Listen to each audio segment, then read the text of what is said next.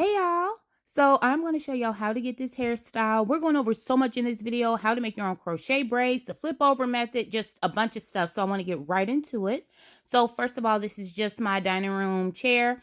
And this is some cable cord, old school cable cord. I got the 10-foot one because I like to do this style a lot. And I literally just tie it around the chair and put 3 knots into it, and you can pull it tight because it's easy to take back apart, and you just want to make sure that it's secure enough so that while you're braiding, it doesn't come off the chair. This is the hair we're using. It's that free tress. You can use any of those curls. You can do this with straight hair. You can do boho braids with this. So many things. So this is good for my girlies who know how to braid but not necessarily attach it to their hair, or, you know, do it from the scalp. When you do this, you just want to make sure you take each one of those curls, separate it into 3 parts, and then there's a little curve that's in the hair. Make sure it's laying on that curve so it'll be easier for you. Braid it on down, put your little, like I do the tie method, put a little dap of glue on it, and then that's it. I sit, I watch TV, I make these braids. It took me an hour and a half to do 3 packs of this hair, so you want to do 3 packs of it, okay? Now, this is my braid pattern. If you guys need to stop it, do so. But the one thing I did wrong was my front braids, I braided too far back. I like for those braids to be very short in the front, so don't braid those as far back, but go ahead, braid those. I want to say I had like 14 of the braids going across, and in the back, do not braid that straight back, y'all. Stop doing that to your crochet braids. Braid it across horizontally because it'll be fuller, trust me. And this was just me showing you guys how to do that tie-up method. You see his hair all over the glue. It's because after I do my fold-up method, which I'm going to show you in a minute, I like to dap the bottom of it with glue to make sure that the glue doesn't run at all.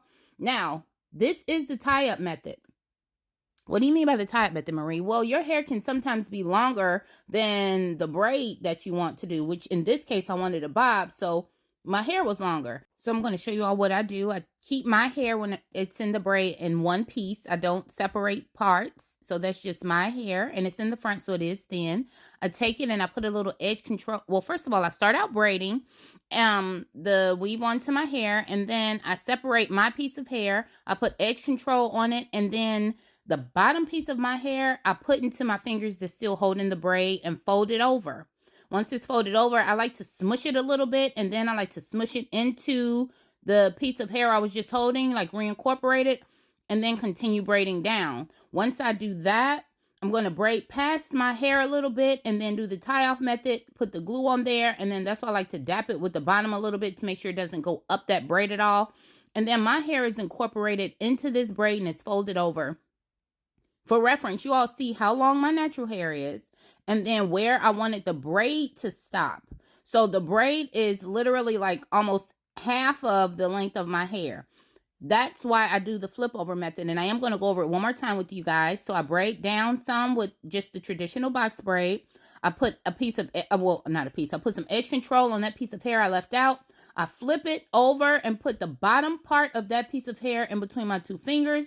Again, I like to smush it flat and then reincorporate it with the weave and continue braiding down. I braid down. You can feel it when you're braiding down. You can feel when you go past your natural hair. So I go past my natural hair a little bit, and then I do the tie-off method, put a little bit of glue on there, and then bam, that's it. It looks like all the rest of the braids. Now, you all know I have alopecia on one side, so I didn't do individual braids on that side, but that's okay.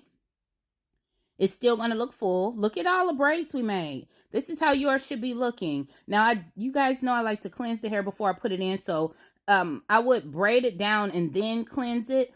But the way that I take these off, I push all of them to one end of the cable cord, and then I like to just take the top of the crochet hook and push it against that cord so I don't have to put each one on there individually. But say you get one and, you know, it doesn't come off right, you can still, there's a little hole in there. You made that with the cord. You can still put your crochet hook through there and apply it.